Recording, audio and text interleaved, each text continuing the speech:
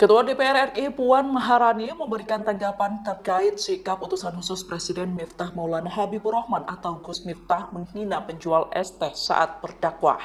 Puan menyinggung istana hingga Presiden Prabowo Subianto saat memberikan tanggapannya terkait kasus itu.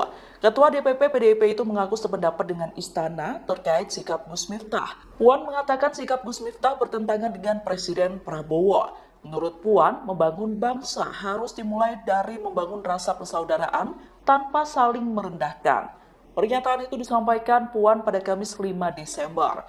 Puan meminta agar semua pihak bisa saling menghormati dan menghargai satu sama lain. Sementara itu terkait desakan meminta Gus Miftah mundur dari Kabinet Merah Putih, Puan menyebut hal itu merupakan ranah eksekutif.